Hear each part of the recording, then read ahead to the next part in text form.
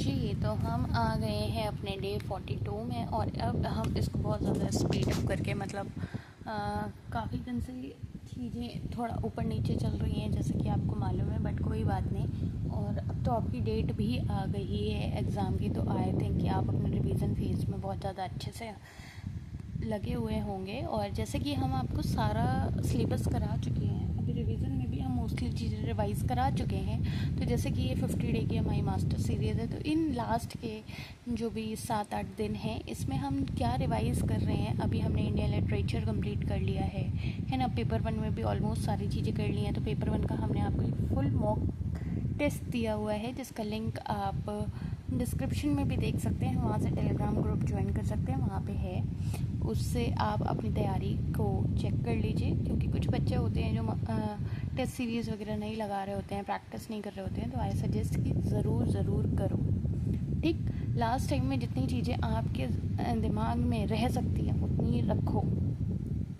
अगर American literature की बात करूं तो इसमें हम फटाफट से रिवाइज़ कर लेते हैं कि क्या क्या कैसे कैसे रहा है। तो सबसे पहले हमने अमेरिकन लिटरेचर में अगर हम टाइमलाइन की बात करें तो हमने देखा था एक कॉलोनियल पीरियड, एक रेवोल्यूशनरी पीरियड, एक ट्रांसेंडेंटल पीरियड, एक डार्क रोमांटिक पीरियड, एक रियलिज्म और हार्लेम रेनेसांस। अगर मैं बात करूं कॉलोनियल पीरियड की, तो हमने ये देखा था कि ये 1620 से 1820 के बीच का टाइम था। और इसमें हमने कुछ फेमस राइटर देखे थे, लाइक एनी ब्रैडस्ट्रीट, जिनका work the 10th muse, later sprung up in America. तो बात ये है कि यहाँ पे ना ऐसा कॉलोनियल पुरेशन रूल चल रहा था, जहाँ हमने देखा था कि कैसे आपको डिस्क्रिमिनेशन देखने को मिल रहा था, कैसे कॉलोनियल रूल देखने को मिल रहा था, है ना। वो सारा जो टाइम पीरियड चल रहा था उसमें हमने जो मेजर राइटर पढ़े हैं उनके बारे में हम देख रहे हैं।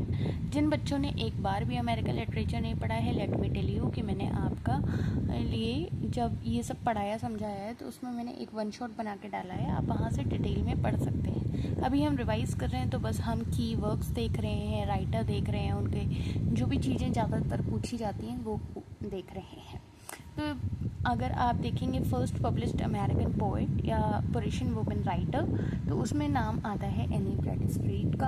अगर मैं बात करूँ जोनाथन एडवर्ड्स, तो इनका जो वर्क है Sinner in the hand of angry God, ये इम्पॉर्टेंट वर्क है और ये सबसे ज़्यादा फेमस अमेरिकन सर्मन है, इसलिए आपको और ज़्यादा याद रखना है।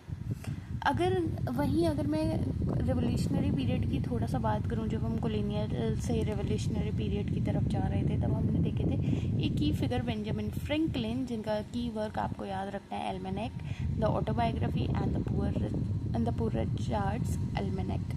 ठीक है, इसमें ही आपको ये जो लाइन आप बचपन से सुनते आ रहे हैं, early to bed early to rise, हाँ जी, ये वहीं से आया है। फ्रैंकलिन ऑटोबायोग्राफी एक मैटिक अमेरिकन सेल्फ इम्प्रूवमेंट नैरेटिव है और ये फाउंडिंग फिगर की तरह भी देखे जाते हैं। अभी जब हम देखेंगे ट्रांसेंडेंटलिज्म देखेंगे या रोमांटिसिज्म देखेंगे, तो उसमें हम अभी देखेंगे कि क्या क्या हुआ, क्या क्या थीम्स रही, क्या क्या चीज़ें रही, है ना। अगर मैं बात करूँ रिवोल्यूशनरी पीरियड का, जो ये वर्क है कॉमन सेंस या द अमेरिकन क्राइसिस या द एज ऑफ रीज़न, इसमें ना कुछ ऐसे लाइंस हैं like these are the time that try men souls, है ना। या फिर कॉमन सेंस की बात करूँ, that made the case for American independence in a plain language. अब देखो, जिसने ये सब एक बार पढ़ा हुआ है उसका तो रिवीजन अच्छा हो रहा होगा, जिसने नहीं पढ़ा है तो आई एम सॉरी। मैं आपको पहले ही बता चुकी हूँ कि ये जगह आपके लिए नहीं है अगर आपने एक बार भी नहीं पढ़ा है, क्योंकि हम यहाँ रिवाइज़ करा रहे हैं और हम नहीं चाहते कि लास्ट टाइम में आपका टाइम वेस्ट हो या हमारा टाइम वेस्ट हो। ठीक है, चलो। अगर मैं बात करूँ ट्रांसेंडेंटलिज्म या डार्क रोमांटिसिज्म की, देखो बात ये नहीं है कि जो मैं पढ़ के नहीं बता रही हूँ वो इम्पोर्टेंट नहीं है, जितना यहाँ लिखा है सारा इम्पोर्टेंट है, सारे मेजर पॉइंट्स हैं जो आपको जानने ज़रूरी हैं। तो बस इन पे ध्यान देते हैं और समझते हैं क्या है। तो जैसे कि हम जब ट्रांसेंडेंटलिज्म की बात करते हैं ना, तो हम देख रहे थे उसमें बहुत ही ऐसा होम, ऐसा पॉजिटिविटी, नेचर, स्पिरिट, इंडिविजुअल वाली बातें चल रही थी। तो इसका फाउंडिंग टेक्स्ट की अगर हम बात करते हैं तो हमारे दिमाग में आता है रैल्फ वाल्डो एमर्सन का ओवरसोल सेल्फ रिलायंस, जिसमें एक लाइन आती है, trust thyself every heart vibrate to that iron string. समझ रहे हैं? ऐसे करके कुछ लाइन्स हैं, ऐसे कुछ चीज़ें हैं जैसे जीनियस बोरो नोबली। तो ये कुछ चीज़ें हैं जो मैंने बहुत डिटेल में पढ़ाई हुई हैं, अगर आपने अभी तक नहीं पढ़ी हैं तो पढ़ लो।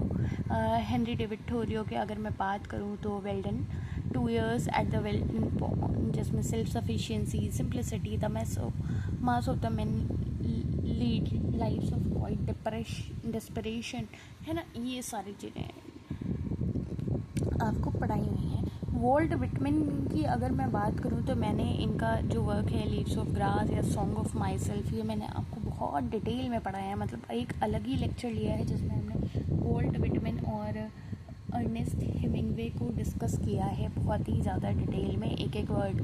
तो आप समझ सकते हैं कि कितना इम्पॉर्टेंट है इसमें जो ये जो है आई कंटेन मल्टीट्यूड्स या ओ कैप्टन माई कैप्टन, तो ये सारी चीज़ें बहुत ज़्यादा डिटेल में पढ़ाई हुई हैं। तो इन केस नहीं पढ़ी अभी भी पढ़ लो, आधा घंटा हो तो ठीक है।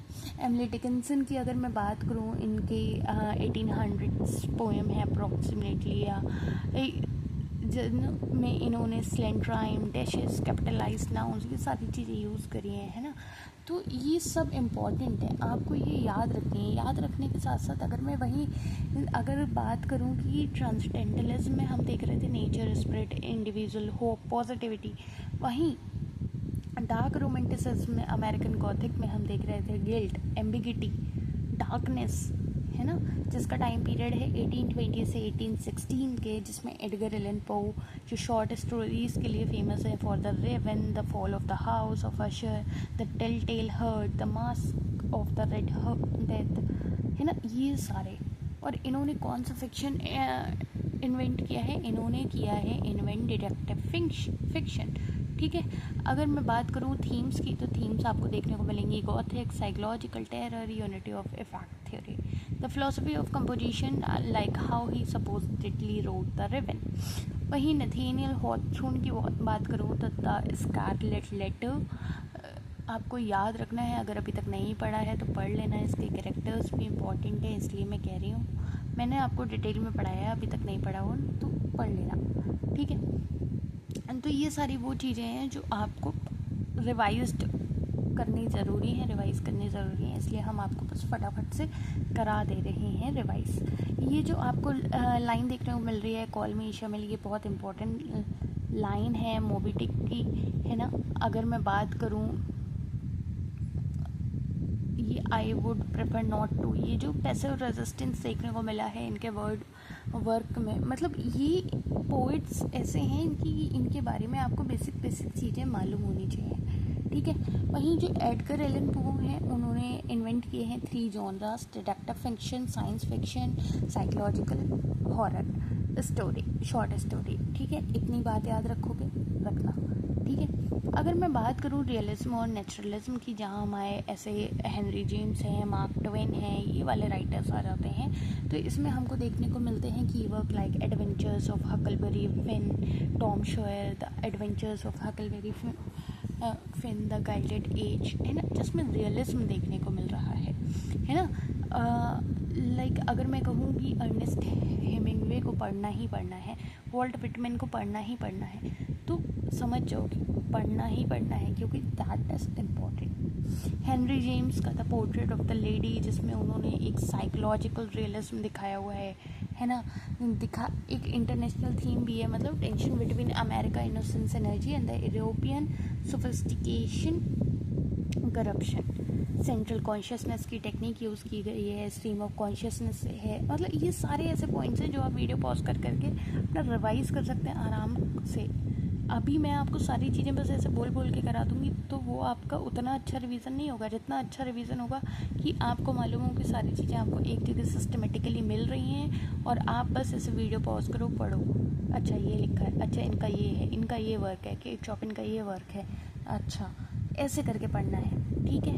अब समझ गए? तो ऐसे करके रिवाइज़ कर लोगे, देख लो, वीडियो पॉज करो, रिवाइज़ करो, क्योंकि लास्ट टाइम में हम क्या बोल के चले जा रहे हैं, लंबी मैराथन्स में क्या बोला जा रहा है, तो अपना दिमाग ओवर क्राउडेड मत करो, अपने दिमाग में कंस्ट्रक्टिव कंटेंट डालो जो तुमको काम आए।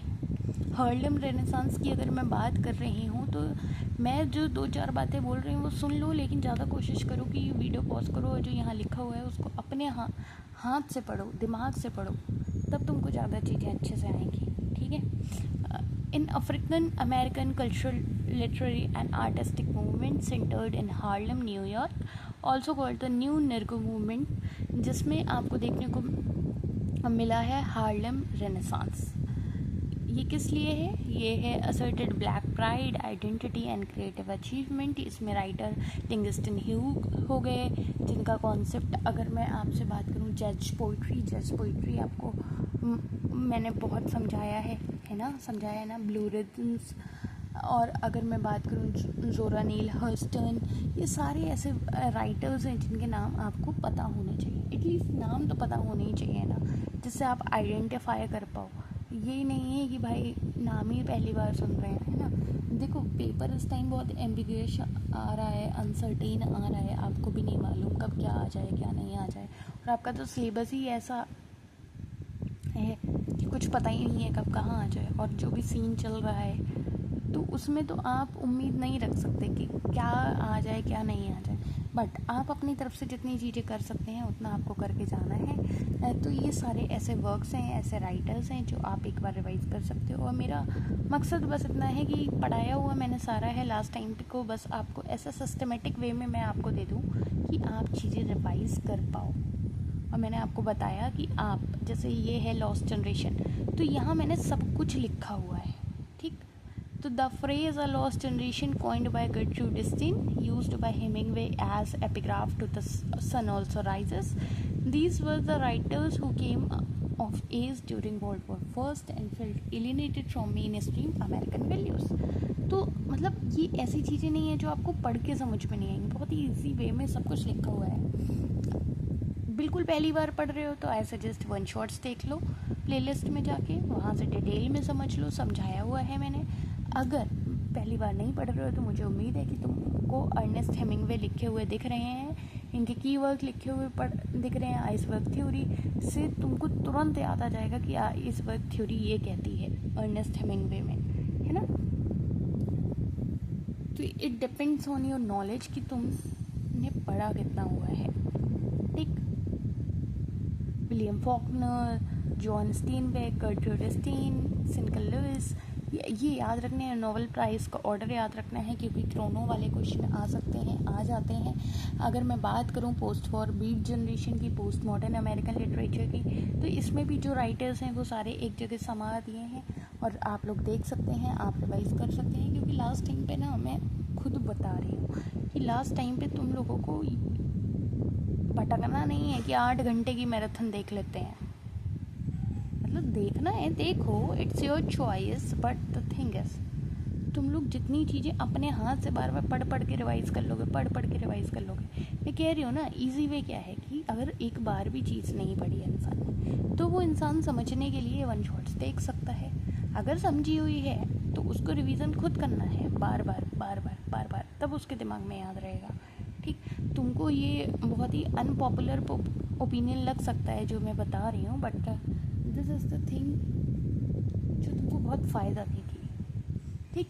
अगर मैं इनविजिबल मैन बता रही हूँ, ठीक, रेल्फ एलिसन बता दिया मैंने, तो हो सकता है कहीं ना कहीं तुमको याद रह जाए, लेकिन यकीन मानो कि अगर तुमने खुद से पढ़ा वीडियो पॉज करके कि अच्छा रेल्फ एलिसन इनविजिबल मैन, जिसे नेशनल बुक अवार्ड मिला, अफ्रीकन अमेरिकन लिटरेचर की मूवमेंट में है ये, I am an invisible man इसकी पहली लाइन है, या इसमें आती है the narrator is invisible not because of physical condition but because of white society refuses to see him. तुमको तुरंत याद आ जाएगा कि इसमें ये थीम्स हैं, इसमें ये कैरेक्टर्स हैं, इसमें ये बात हुई है, समझ रहे हो। तो इसलिए आई एम लाइक कि मैं आपको ऐसी चीज़ें बोल रही हूँ कि ये करो ऐसे करो, वरना तो फिर दुनिया तो कह ही रही है आओ भाई देखो ये मैराथन देख लो, ये देख लो, वो देख लो, ऐसा कर लो वैसा कर लो, समझ रहे हो। टोनी मॉरिसन का बिलव्ड के एक एक कैरेक्टर, एक एक चीज़ देख लेना, है ना। और बिलव्ड हो गया, सिल्विया प्लेथ हो गए, आर्थर मिलर हो गए, ये सारे ऐसे हैं जो तुम लोगों को इतना भी जितना लिखा है ना उतना उतना भी पढ़ लो, याद रख लो तो बहुत अच्छा होगा। Edward Albee, who's afraid of Virginia Woolf, ये इंपॉर्टेंट है, ये याद रखना, ठीक है। थिएटर ऑफ एब्सर्ड से रिलेटेड है। तो मुझे लगता है अब तुम लोगों को बात समझ में आ गई होगी, अगर ना आई हो तो पूछ लेना। और कोई दिक्कत वाली बात नहीं है, एक तरह के ये क्वेश्चंस हम दिखा दे रहे हैं किस तरह से आते हैं। सब कुछ रिवाइज़ कर लो, उसके बाद ये क्वेश्चंस ट्राई कर लेना, आप ही के लिए हैं, बिल्कुल फ्री हैं, कोई कहीं पे भी वो नहीं है। बस कीमत इतनी से हो सकती है कि इनके आंसर आप कमेंट डाउन कर देंगे तो हम आपको उल्टा आपको आपकी गलतियाँ बता सकते हैं, आपकी वीक पॉइंट्स बता सकते हैं, है ना, कि ये चीज़ ऐसे तैयार कर लो, ये चीज़ आपको आंसर्स अगर जानने हैं तो फिर हम देखो आंसर्स बताना बहुत बड़ी बात नहीं होती है, मतलब हमारे एंड से कि हम आपको साथ साथ में आंसर बताते चले जाएं कि देखो इसका बी है, इसका सी है, इसका डी है, बट वी वांट कि आप ट्राई करो, आप ट्राई करो, अपने आंसर कमेंट डाउन करो, जो भी जिसका आंसर जहाँ पे भी गलत होगा सही होगा हम आपको बताएंगे। वी विल अप्रिशिएट यू, क्योंकि आप कर सकते हैं, आप कर लेंगे। कोई भी चीज़ इतनी कठिन नहीं है, कोई भी चीज़ इतनी गलत ख़राब नहीं है ना। आप हिम्मत मत हारिए, आप करते रहिए, आप कर लेंगे। और अगर आप सीरियस हैं, आप पढ़ाई में अभी भी अगर आप सोच रहे हैं कि भाई अब तो 15 ही दिन बचे हैं, तो देखो यार, हारो मत, 15 दिन में अपना जितना बेस्ट दे सकते हो उतना देने की कोशिश करो, ठीक, जिससे कल को अगर हो जाए ना तुम्हारा तो तुम कहो कि भले ही मेरे पे 15 दिन थे लेकिन मैंने अपना 100% दिया। तो अपनी तरफ से श्योर रहना कि तुम कितना परसेंट दे रहे हो, और बहाने ही चाहिए कि अरे अभी नहीं हुआ है, अब कैसे हो पाएगा, अगली बार देख लेंगे, दिसंबर वाला देख लेंगे, क्योंकि दिसंबर और जून में अंतर नहीं आता, बहुत जल्दी जल्दी आ जाते हैं, समय पता नहीं लगता है। ये सारे क्वेश्चंस थे जो मैंने तुमको दिखा दिए, इनके आंसर कमेंट डाउन कर दोगे तो मुझे भी अच्छा लगेगा तुम्हारा एक्टिव पार्टिसिपेशन देख के। और बाकी मिलते हैं आपसे कल की क्लास में, और मुझे लगता है दैट्स इट। बताना कि which American novelist was the first to win the Nobel prize for literature 1930। बहुत ही फैक्चुअल सवाल है जो आपको आना ही चाहिए। तो जल्द से कमेंट डाउन कर दो आंसर। मिलते हैं आपसे कल अगली क्लास में। और जो मॉक टेस्ट मैंने दिया हुआ है पेपर 1 का वो लगाओ और अपना उसका स्कोर बताओ। जो तुम लोगों ने पेपर 1 को हल्के में ले रखा है ना, हल्के में नहीं लेना, जल्दी से टेस्ट लगाओ और बताओ कि कितना आ रहा है क्या नहीं आ रहा है, ठीक है।